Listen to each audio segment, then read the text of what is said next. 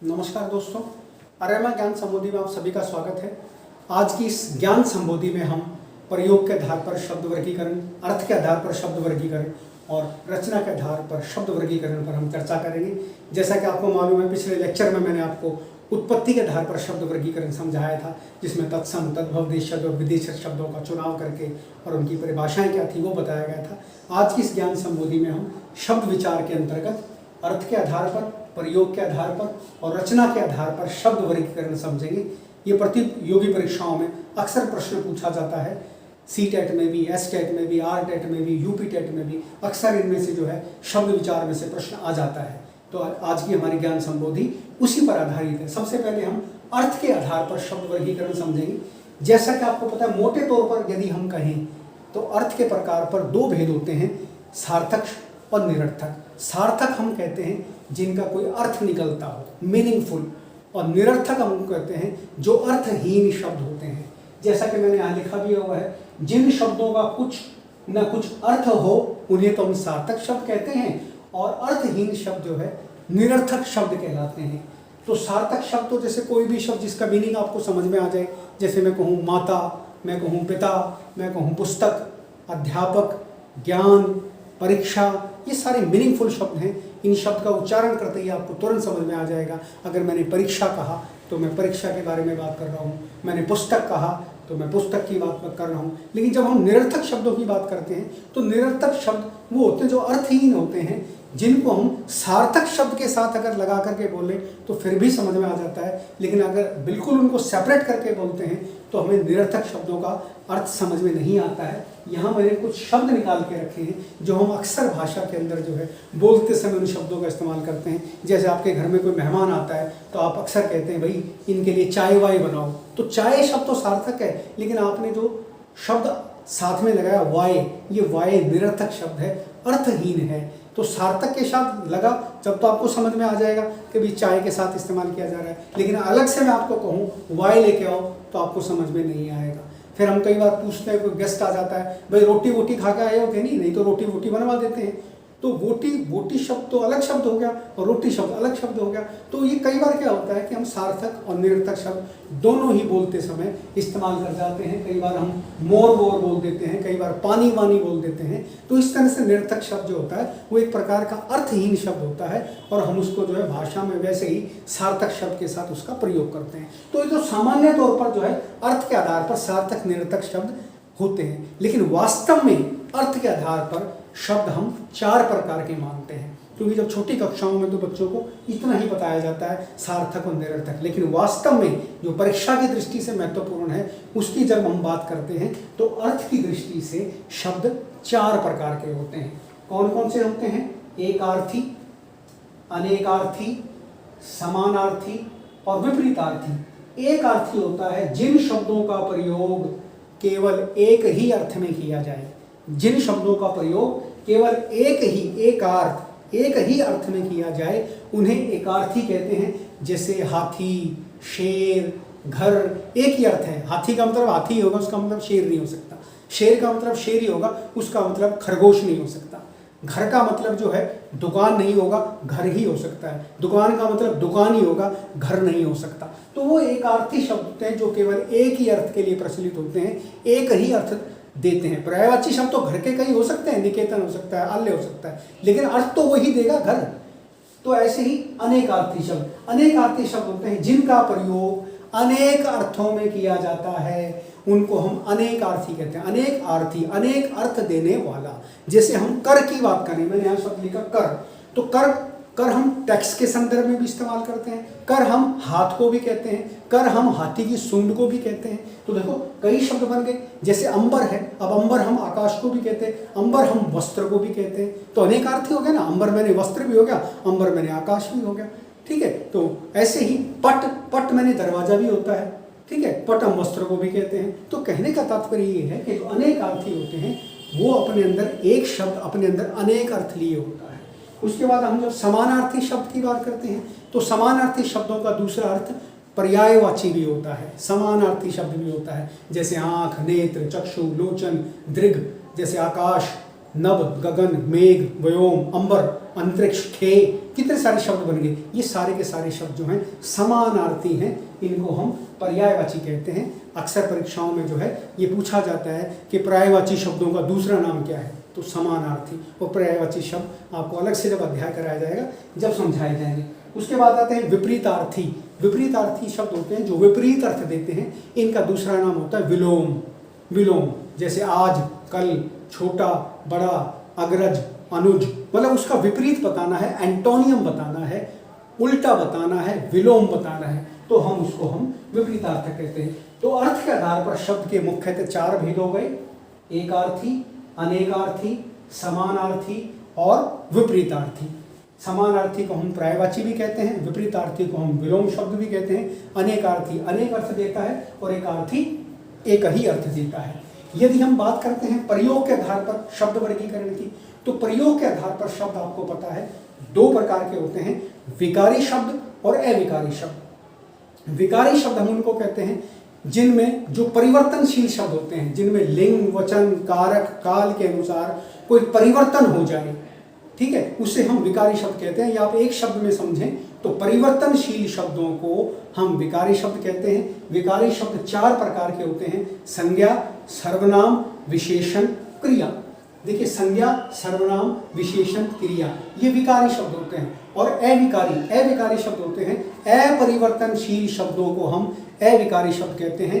अविकारी शब्दों का दूसरा नाम अव्ययी होता है, इन्हें हम अव्ययी कहते हैं, जो किसी भी सूरत में बदल नहीं सकते। जैसे मैं आपसे कहूं यहाँ आओ, तो इसमें जो यहाँ शब्द है ये अविकारी है, इसको आप एक वचन के साथ इस्तेमाल करें या बहुवचन के साथ इस्तेमाल करें, ये ऐसे कैसे रहेगा। मैं आपको ये नहीं कहता यहाँ आओ, यहाँ आओ का मतलब यहाँ जो शब्द है ये अविकारी है। जैसे मैं कहूँ ऊपर देखो, तो जो ऊपर शब्द है ये अविकारी शब्द है, ये किसी भी सूरत में नहीं बदल सकता। मैं कभी भी आपको ये नहीं कह सकता चाहे आप एक वचन में हो चाहे आप बहुवचन में हो, ऊपरों देखो तो कोई शब्द ही नहीं हुआ। तो विकारी शब्द होता है जो परिवर्तनशील होता है, और जो अविकारी शब्द होता है वो अपरिवर्तनशील होता है, जिसमें लिंग, वचन, कारक, काल, क्रिया किसी के अनुसार जो है परिवर्तन नहीं आता है। तो संज्ञा, सर्वनाम, विशेषण, क्रिया आगे हम अलग से अध्याय करेंगे, उसमें समझाऊंगा। मोटा मोटा बता देता हूँ। संज्ञा आपको पता है किसी व्यक्ति, वस्तु, स्थान, भाव आदि का बोध कराने वाले शब्दों को संज्ञा कहते हैं। संज्ञा मुख्यतः 3 प्रकार की होती है, व्यक्तिवाचक संज्ञा, जातिवाचक संज्ञा, भाववाचक संज्ञा। व्यक्तिवाचक संज्ञा होती है जैसे नाम आ गया, दिल्ली है, राम है, मोहन है। जातिवाचक जाति का बोध कराए, जैसे हम कहें नदी का हमने नाम रख दिया गंगा, तो व्यक्तिवाचक बन गई। जैसे हमने कहा फल जातिवाचक है, फल को नाम दे दिया सेब, तो व्यक्तिवाचक बन गया। और उसके बाद भाववाचक संज्ञाएं वो होती हैं जिन संज्ञाओं के पीछे पा, पन, तब, आस, आई ये शब्द लगे मिलते हैं, वो सारी भाववाचक संज्ञाएं होती हैं। जैसे बुढ़ापा, बचपन, भलाई, मनुष्यता, पशुत्व, ये सारी की सारी भाववाचक संज्ञाएं होती हैं। उसके बाद आपको पता है सर्वनाम भी आपको पता है।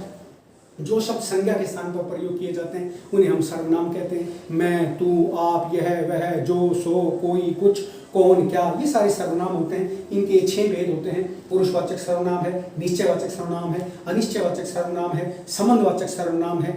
उसके बाद आपका प्रश्नवाचक सर्वनाम है, और उसके बाद निजवाचक सर्वनाम है।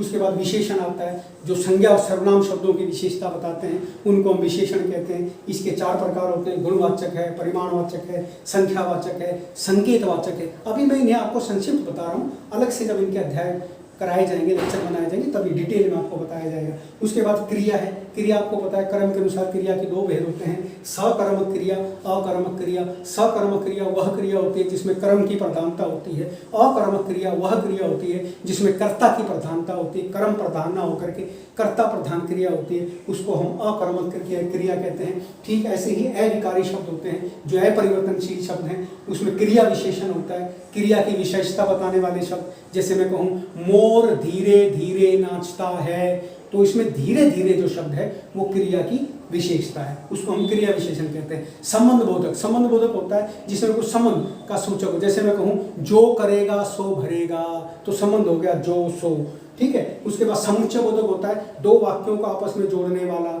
जैसे मैं कहूँ पिता ने कहा कि पुत्र को डॉक्टर बनाऊंगा, तो इसमें जो की है ये योजक है। पिता ने कहा पुत्र को डॉक्टर बनाऊंगा, इन दोनों वाक्यों को आपस में जोड़ रहा है, तो बीच में की आ गया, जो छोटी की मात्रा वाला की है, की है, और है, या है, ये सारे के सारे समुच्चय बोधक शब्द होते हैं। उसके बाद है विस्मयादि बोधक। पहले पिछले लेक्चर्स में भी मैंने आपको बताया, शोक के भाव में, घृणा के भाव में, आश्चर्य के भाव में विस्मयादि बोधक शब्दों का इस्तेमाल किया जाता है, जैसे आहा, ओ, हाय, अरे, ये सारे के सारे शब्द विस्मयादि बोधक होते हैं। और ये सारे के सारे अव्यय होते हैं, अविकारी होते हैं, अपरिवर्तनशील होते हैं। इनमें किसी भी प्रकार से लिंग, वचन, कारक, काल किसी के अनुसार भी इनमें परिवर्तन नहीं आ सकता। उसके बाद यदि हम बात करते हैं व्युत्पत्ति या रचना के आधार पर शब्द वर्गीकरण, ये सबसे महत्वपूर्ण है। परीक्षा में कई बार पूछा जा चुका है, एचटेट में प्रश्न आ चुका है, दिल्ली के अंदर जो है आपका दिल्ली टेट जो होता है, जिसको हम सी टेट कहते हैं, उसमें भी जो है रूढ़, यौगिक, कई बार इनकी परिभाषाएं पूछते हैं, कई बार आपको कोई शब्द दे देते हैं और उस शब्द को पूछते हैं कि रूढ़ है, यौगिक है या योग रूढ़ है। तो रचना के आधार पर या व्युत्पत्ति के आधार पर शब्द 3 प्रकार के होते हैं, रूढ़, यौगिक, योग रूढ़। ये रूढ़ शब्द, अब इनको समझिए कि रूढ़ शब्द होता क्या है। रूढ़ शब्द वह शब्द होता है जिस शब्द के टुकड़े नहीं किए जा सकते, या दूसरी परिभाषा, जो शब्द अपने आप में पूर्ण होते हैं, अपने आप में जो शब्द कंप्लीट होते हैं, और या जिन शब्दों के टुकड़े नहीं किए जा सकते, उन्हें हम रूढ़ शब्द कहते हैं। जैसे मैं आपको एक रूढ़ शब्द कहूँ, मैंने शब्द कहा राम, तो मुझे आपको रामायण सुनाने की जरूरत नहीं है। जैसे ही मैंने राम शब्द का प्रयोग किया, आप तुरंत समझ जाएंगे अयोध्या के दशरथ राम, दीपावली, रावण का मारना, सीता जी का हरण, ठीक है, सारी चीज़ें आप समझिए, क्योंकि शब्द अपने आप में पूर्ण है। मैंने आपको कहानी नहीं सुनाई, मैंने खाली शब्द इस्तेमाल किया राम, एकदम रामायण आपको सारी याद आ गई। जैसे मैंने आपके साथ शब्द इस्तेमाल किया गाय, तो गाय मुझे आपको बताने की जरूरत नहीं, गाय सफ़ेद रंग की होती है, गाय दूध देती है, गाय की 4 टांगें होती हैं, गाय की पूंछ होती है। गाय शब्द इस्तेमाल करते ही, क्योंकि ये शब्द अपने आप में पूर्ण है, इसके टुकड़े नहीं किए जा सकते, आपको तुरंत गाय का रेखा चित्र आपके सामने आ गया कि गाय एक पशु का नाम है, 4 टांगें हैं, दूध देती है, पूंछ होती है। ये सारी चीज़ें आपको गाय से संबंधित अपने आप समझ में आ गई। मतलब ये शब्द रूढ़ है। गाय का मतलब गाय, राम का मतलब अयोध्या के दशरथ राम। तो जो शब्द अपने आप में पूर्ण होता है, जिसके टुकड़े नहीं किए जा सकते, उसको हम रूढ़ कहते हैं। ये शब्द मैंने यहाँ लिखे हैं, हाथी, शेर, गाय, राम, माँ, मैं, फल, कलम, नाक, कान, प्राण, मेज। इनमें से आप कोई भी शब्द ले लें, वो अपने आप में पूर्ण है, उसके टुकड़े नहीं किए जा सकते। जैसे मैं शब्द रूढ़ शब्द है, तो आप मैं शब्द को जो है हम नहीं कह सकते। मैं का मतलब मैं, आई, मेरे बारे में ही कहा जा रहा है, मैं अपने बारे में कह रहा हूँ, अपने आप में पूर्ण है, ठीक है। जैसे कोई भी शब्द आप इसमें लें, नाक, तो नाक इसके बारे में बता रहा हूँ, मैं इसके बारे में नहीं बता रहा, मुझे आपको बताने की जरूरत नहीं कि ये नाक है कि ये कान है। जब कान की बात करूँगा तो इसके बारे में बता रहा हूँ, इसके बारे में नहीं बता रहा, अपने आप में पूर्ण है, रूढ़ है, हमें पता है कि इस शब्द का ये अर्थ है। उसके बाद है यौगिक शब्द। यौगिक शब्द वे शब्द होते हैं जिनका एक अर्थ भी होता है और इनके सार्थक टुकड़े भी किए जा सकते हैं, इनके मीनिंगफुल अर्थ भी होते हैं। जब आप इनके टुकड़े करोगे तो दोनों टुकड़े मीनिंगफुल होंगे, दोनों टुकड़ों का अपना एक अर्थ होगा, ठीक है। जैसे देखिए पाठशाला, पाठशाला, पाठ प्लस शाला, दोनों अर्थ जो हैं सार्थक अर्थ दे रहा है। पाठ पढ़ना, शाला मैंने स्थान। देवालय, देव प्लस आलय, देव मैंने देवता, आलय मैंने घर। हिमालय, हिम मैंने बर्फ, आलय मैंने घर, हिमालय। रसोई, घर, रसोई प्लस घर। उसके बाद है अवगुण, अवगुण मैंने दोष, ठीक है, अव मैंने बुरे और गुण मैंने गुण। उसके बाद है बैल गाड़ी, बैल और गाड़ी दो अलग अलग सार्थक शब्द हो रहे हैं। स्नान घर दो अलग अलग शब्द हो रहे हैं। तो कहने का तात्पर्य ये है कि जो यौगिक शब्द होते हैं, इन शब्दों के सार्थक टुकड़े तो किए जा सकते हैं, लेकिन ये शब्द अर्थ की दृष्टि से पूर्ण नहीं होते, लेकिन ये अर्थ की दृष्टि से रूढ़ नहीं होते। सार्थक टुकड़े तो हम कर देंगे, लेकिन अर्थ की दृष्टि से पूर्ण नहीं होते। कैसे? बोर्ड की तरफ देखिए, पाठशाला, पढ़ने का स्थान। तो पाठशाला जो होती है वो पाठशाला कोई एक पर्टिकुलर शब्द नहीं है। पाठशाला हम किसी के लिए भी इस्तेमाल कर सकते हैं। वो खेलकूद की भी पाठशाला हो सकती है, वो लिखाई पढ़ाई की भी पाठशाला हो सकती है, वो सिलाई कढ़ाई की भी पाठशाला हो सकती है। ड्राइविंग स्कूल को भी हम पाठशाला कहते हैं, जहाँ मोटर गाड़ी आप चलाना सीखते हैं। ऐसे ही देवालय है, देव प्लस आलय, उसका कोई निश्चित अर्थ नहीं है। देवालय के अंदर जो है, मंदिर के अंदर हनुमान जी की मूर्ति भी होती है, शिव जी की मूर्ति भी होती है, देवी की मूर्ति भी होती है। देव आलय, देवों का घर, पता नहीं कितने देवों का घर, दो देवताओं का घर, 4 देवताओं का घर, तो निश्चित अर्थ नहीं है। अर्थ की दृष्टि से देवालय पूर्ण नहीं है, लेकिन टुकड़े सार्थक हो रहे हैं, देव प्लस आलय। ऐसे ही आप कोई भी शब्द ले सकते हैं। तो यौगिक शब्द कौन से हुए? जिनके सार्थक टुकड़े किए जा सकते हैं, लेकिन ये शब्द अर्थ की दृष्टि से रूढ़ नहीं होते, अर्थ की दृष्टि से पूर्ण नहीं होते। यदि हम योगरूढ़ शब्दों की बात करते हैं, तो योगरूढ़ शब्द वे शब्द होते हैं जिनके सार्थक खंड भी किए जा सकते हैं, अर्थात सार्थक टुकड़े भी किए जा सकते हैं, और ये अर्थ की दृष्टि से पूर्ण होते हैं। अर्थात ये शब्द किसी विशेष अर्थ में प्रयोग किए जाते हैं, उनको हम जो है योगरूढ़ शब्द कहते हैं। जैसे पंकज, तो पंकज 2 शब्दों से मिलकर बना है, पंक प्लस अज। तो पंक मैंने कीचड़ और अज मैंने, पंक मैंने कीचड़ और अज मैंने पैदा होने वाला, तो पंकज। तो आपको पता है फूलों में केवल पंकज, कमल का फूल ही कीचड़ में पैदा होता है। तो एक निश्चित अर्थ है, एक विशेष अर्थ में प्रचलित है। उसके बाद हमने पीताम्बर, पीताम्बर आपको पता है पीले वस्त्रों के लिए इस्तेमाल होता है और भगवान विष्णु जी के लिए इस्तेमाल होता है। दशानन, 10 प्लस आनंद, सार्थक टुकड़े भी हो गए और अर्थ की दृष्टि से भी रूढ़ है, प्रचलित है, पूर्ण है, रावण के लिए इस्तेमाल होता है। नीलकंठ, नील प्लस कंठ, सार्थक टुकड़े भी हो गए, रूढ़ अर्थ में प्रचलित होता है शिव जी के लिए।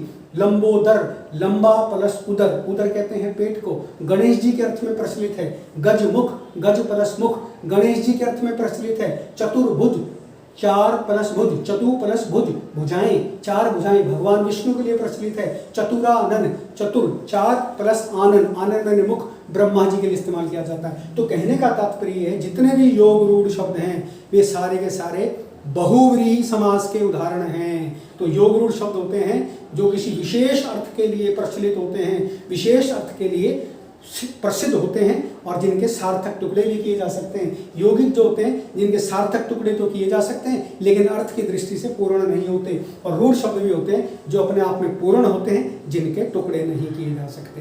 तो मैं समझता हूँ कि शब्द विचार के अंतर्गत मैंने आपको जो अर्थ की दृष्टि से, प्रयोग की दृष्टि से, रचना की दृष्टि से जो शब्दों का वर्गीकरण करके दिखाया, यह लेक्चर आपको समझ में आया होगा। यदि आपको यह मेरी आसान अभिव्यक्ति समझ में आई हो तो मेरे इस चैनल को सब्सक्राइब जरूर करें। अगले किसी व्याकरण के महत्वपूर्ण विषय को लेकर के मैं आपके सामने फिर दोबारा से प्रस्तुत होता हूं। तब तक के लिए धन्यवाद।